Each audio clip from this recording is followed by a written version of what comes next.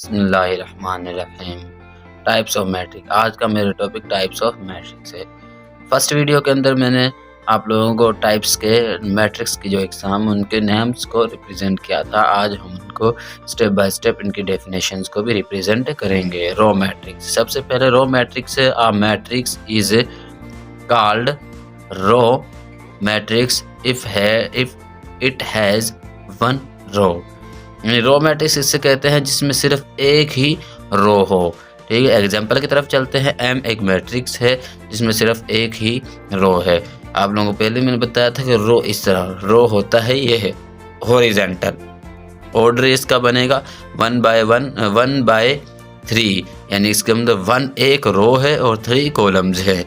अब चलते हैं हम कॉलम मैट्रिक्स की तरफ। Column matrix. A column matrix is called a column matrix if it has only one column, यानी कॉलम मैट्रिक्स से कहते हैं जिसमें सिर्फ एक ही कॉलम हो। आप लोगों के सामने एम एक मैट्रिक्स है जिसमें सिर्फ एक ही कॉलम है। कॉलम एक है और इसमें रो जो हैं वो 2 हैं, 2 रोज हैं, यानी ऑर्डर इसका क्या बनेगा 2/1। अब हम चलते हैं रेक्टेंगुलर मैट्रिक्स। रेक्टेंगुलर मैट्रिक्स क्या चीज़ है? A matrix M is called rectangular of the number of rows of M is not equal to the number of columns of M। इसका मतलब है कि M एक मैट्रिक्स है जो रेक्टेंगुलर है जिसमें row number of rows not equal हैं number of rows of columns के, जिसके अंदर या ऐसा कोई भी कालब मुस्ततिल कालब कहलाएगा जिसमें कतारों की तादाद कालमों की तादाद के बराबर ना हो। चलो हम इसके एग्जांपल की तरफ चलते हैं। रेक्टेंगुलर मैट्रिक्स जिसे हम उर्दू ज़ुबान में मुस्ततिल कालब कहते हैं, उसके एग्जांपल की तरफ हम आगे हैं। तो इसका एक मैट्रिक्स ई है हमारे पास, मैट्रिक्स ई है, और एक मैट्रिक्स हमारे पास एच है। अब आप लोगों को यहाँ पर नज़र आ रहा होगा डेफिनेशंस के अंदर उसने हमें कहा था कि भाई मुस्ततिल कालब यानी रेक्टेंगुलर मैट्रिक्स इसे कहते हैं जिसमें कालमों की तादाद और कतारों की तादाद बराबर ना हो। तो आप देख सकते हैं एक ई मैट्रिक्स है और एक एच मैट्रिक्स है। इसके अंदर हमारे पास ई मैट्रिक्स के अंदर और एच मैट्रिक्स के अंदर कालमों और कतारों की तादाद डिफरेंट है। अब चलते हैं हम स्क्वायर मैट्रिक्स की तरफ। A matrix is called a square matrix if its number of rows is equal to its number of columns.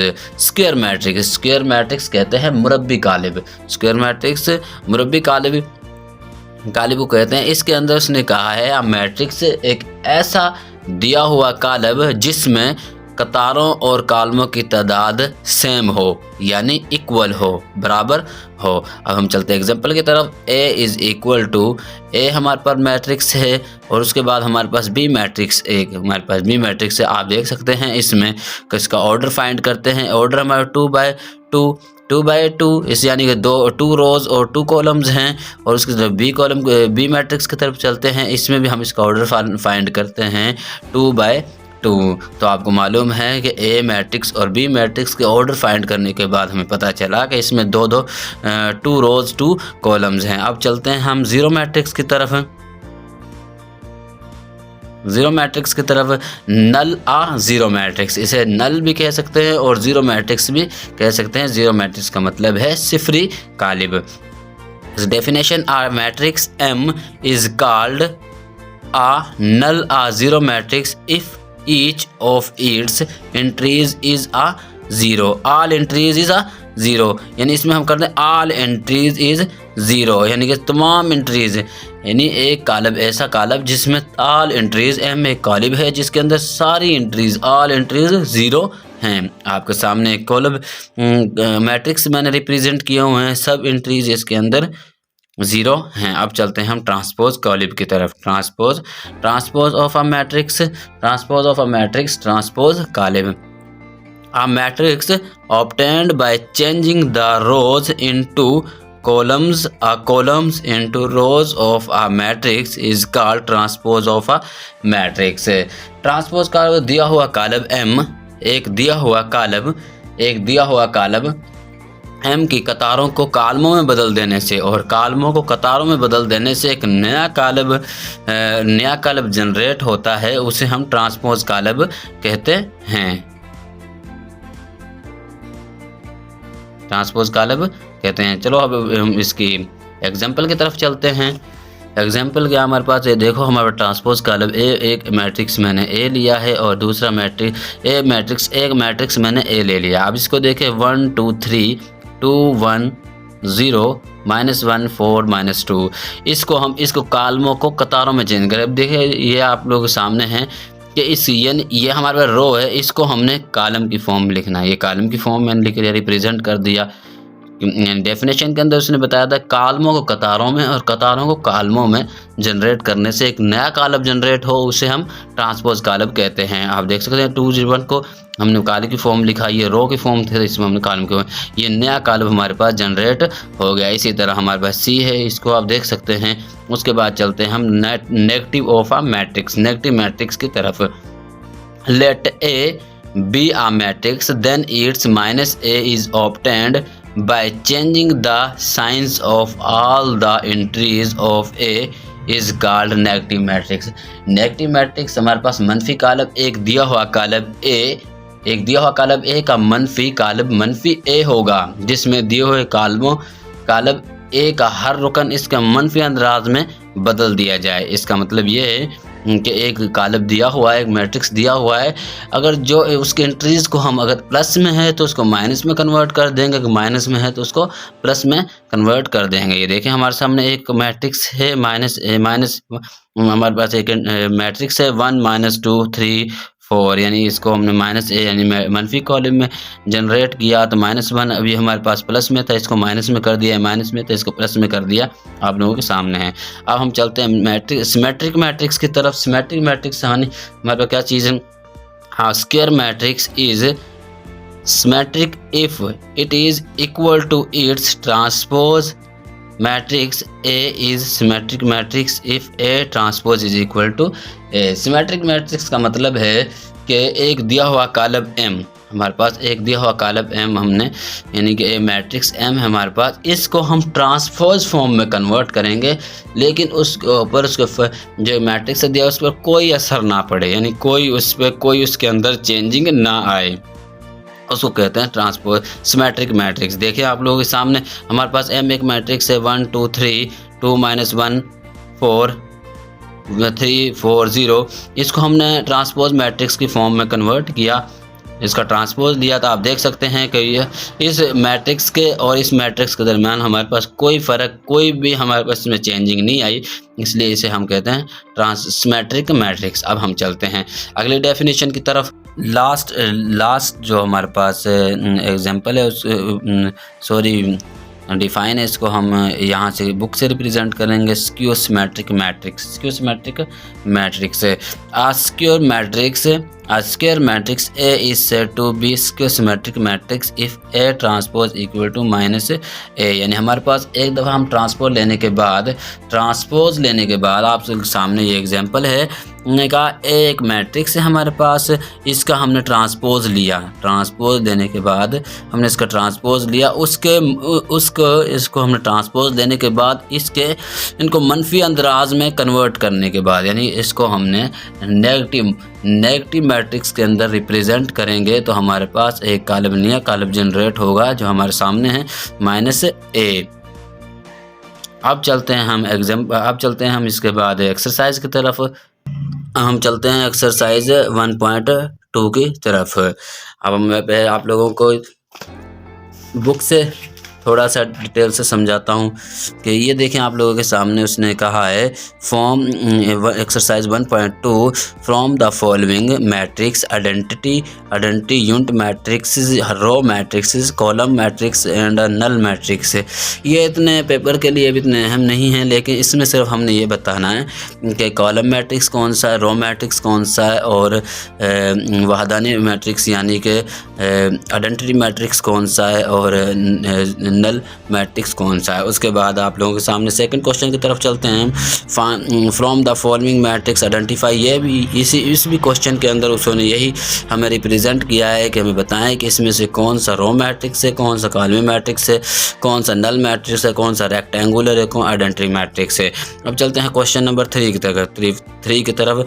From the following matrix identity diagonal scalar and unit identity matrix, इसके अंदर भी हमने सिर्फ यही represent करना है कि कौन सा डायगोनल मैट्रिक्स है, कौन सा नल मैट्रिक्स है, कौन सा स्केलर है, और उसके बाद से रिप्रेजेंट करते हैं। अब चलते हैं हम क्वेश्चन नंबर 4 की तरफ।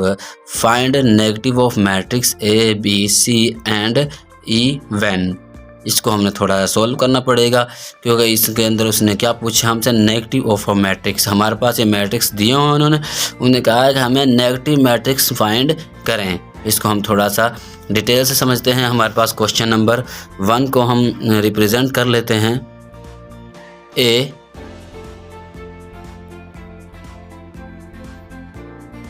यहाँ पर हम क्वेश्चन नंबर 4 को फाइंड करेंगे।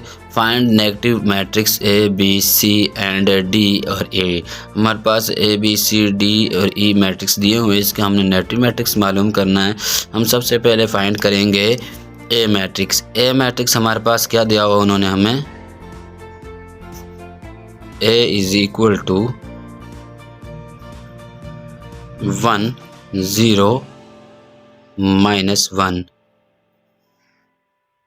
तो हमारे पास इसका हमने ए मैट्रिक्स फाइंड करना है। मैट्रिक्स की तरह फाइंड करेंगे, minus A is equal to है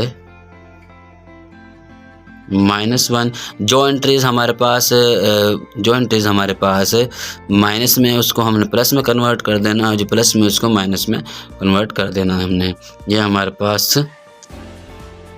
पास जो है कि नेगेटिव मैट्रिक्स रिप्रेजेंट हो चुका है। इसके बाद हम चलते हैं बी मैट्रिक्स की तरफ। 3 -1 2 1। इसका हमने नेगेटिव मैट्रिक्स मालूम करना, फाइंड करना। b इज इक्वल टू है, जो प्लस में है उसको माइनस में, और जो माइनस में है उसको प्लस में कन्वर्ट कर देंगे। -3 1 -2 -1। यह हमारे पास बी मैट्रिक्स है, हमने रिप्रेजेंट कर लिया। इसके बाद हम चलते हैं सी मैट्रिक्स की तरफ। 2 6 3 2। इसका हमने नेगेटिव मैट्रिक्स मालूम करेंगे। सी को माइनस में कन्वर्ट किया, इज इक्वल टू है, जब प्लस में उसको माइनस में, जो माइनस में उसको प्लस में कन्वर्ट कर देंगे। 2 -6 -3 -2। अब चलते हैं हम नेक्स्ट क्वेश्चन की तरफ। नेक्स्ट क्वेश्चन हमारे पास क्या है, नेक्स्ट क्वेश्चन हमारे पास है डी को हमने represent, D is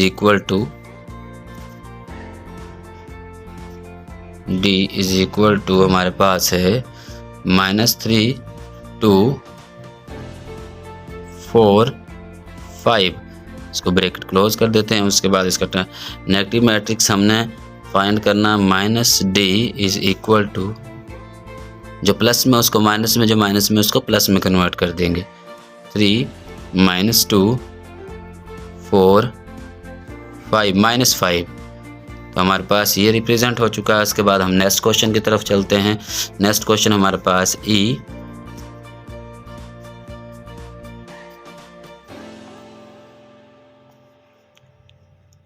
1 -5 2 3।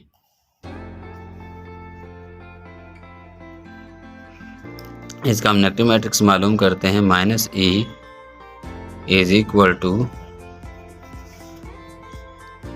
-1 5 -2 -3। Negative matrix find कर लिया। अब उसके बाद हम चलते हैं नेक्स्ट क्वेश्चन की तरफ। नेक्स्ट क्वेश्चन में उसने हमसे क्या रिक्वायरमेंट की हैं, उसने कहा है find the transpose of each of the following matrix. कि उसने कहा है कि जो हमें मैट्रिक्स दिए हुए हैं इनका हमने ट्रांसपोज फाइंड करना है। चलो हम फाइंड करते हैं। नेक्स्ट क्वेश्चन की तरफ आ गए हैं। हम उसने क्या पूछा है, नेक्स्ट क्वेश्चन एक्सरसाइज 1.2 का find the transpose of each of the following matrix, हमारे पास मैट्रिक्स दिए हुए हैं, उनका हमने ट्रांसपोज मालूम करना है। ट्रांसपोज हम फर्स्ट क्वेश्चन की तरफ चलते हैं। फर्स्ट क्वेश्चन में हमारे पास ए मैट्रिक्स है, उसने हमें दिया हुआ है 0 1 -2।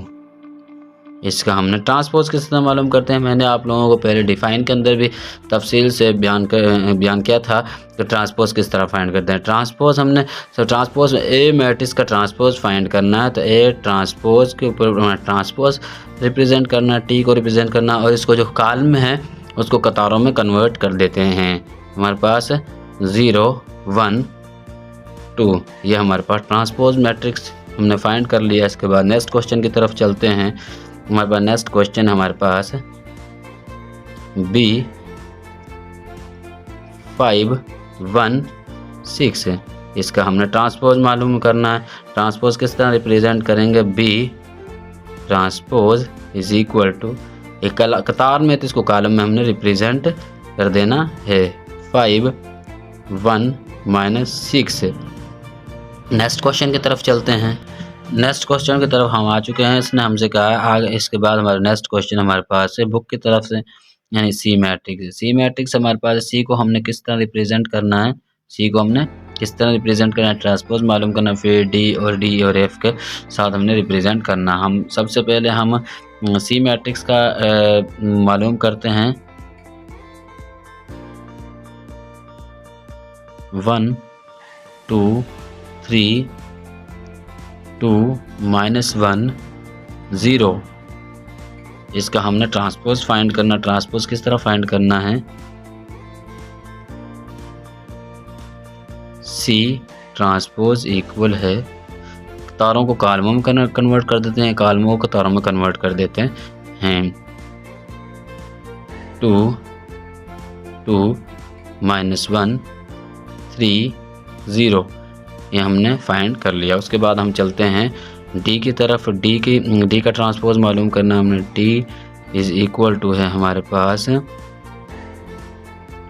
2 3 0 5। इसका हमने ट्रांसपोज फाइंड करना। ट्रांसपोज किस तरह फाइंड करेंगे, मैंने आप लोगों को पहले भी तफसील से बयान कर चुका हूँ, मैं आप लोगों को भी बताता हूँ। कॉलमों कतारों में, कतारों को कॉलमों में, ये तो हमारे पास कतारें हैं तो इसको कॉलमों में कन्वर्ट कर देंगे हम। 0 5। उसके बाद चलते हैं नेक्स्ट क्वेश्चन की तरफ। नेक्स्ट क्वेश्चन हमारे पास ई है 2 3 -4 5। इसका हम ट्रांसपोज फाइंड करना। ट्रांसपोज किस तरह फाइंड करेंगे, यहाँ पर हमारे पास ए की टी इज इक्वल टू है, कतारों कॉलमों में, कॉलमों को कतारों में, एक ट्रांसपोज 2 3 -4 5 ये हमारे पास हमने मालूम करने हैं। अब हम लास्ट क्वेश्चन की तरफ चलते हैं। लास्ट क्वेश्चन हमारे पास एफ इज इक्वल टू है 1 2 3 4। लास्ट क्वेश्चन का ट्रांसपोज आप लोगों ने फाइंड कर कमेंट सेक्शन में मुझे बताना कि इसका ट्रांसपोज क्या आता है। अब हम चलते हैं लास्ट क्वेश्चन की तरफ, 6 क्वेश्चन की तरफ, एक्सरसाइज 1.2 के लास्ट क्वेश्चन के हैं। हम लास्ट क्वेश्चन की तरफ आ चुके हैं। वो वेरीफाई दैट, वेरीफाई करें, मालूम करें इफ़ ए मैट्रिक्स हमारे पास ये है और बी मैट्रिक्स हमारे पास ये है। हमें ये क्वेश्चन दिए हुए हैं, हमने कहा ए ट्रांसपोज इनटू का ट्रांसपोज ए है, यानी कि ए का ट्रांसपोज फाइंड करने के बाद उसका अगेन उसका ट्रांसपोज फाइंड करेंगे तो हमारे पास ए ही का मैट्रिक्स आ जाएगा। इसी तरह बी को हम इसको मालूम करते हैं, किस तरह आते हैं देखते हैं हम। ए मैट्रिक्स हमारे पास 1 2 0 1, इसका ट्रांसपोज मालूम करते हैं। ट्रांसपोज फाइंड किया, कतारों को कॉलमों में, 1 2 0 1। अब इसका अगेन उसने हमसे कहा है कि अगेन इसका ट्रांसपोज फाइंड करें। हम इसका अगेन ट्रांसपोज फाइंड करते हैं, देखते हैं क्या आता है। 1 0 2 0 1 2 0 1 सॉरी 0 1।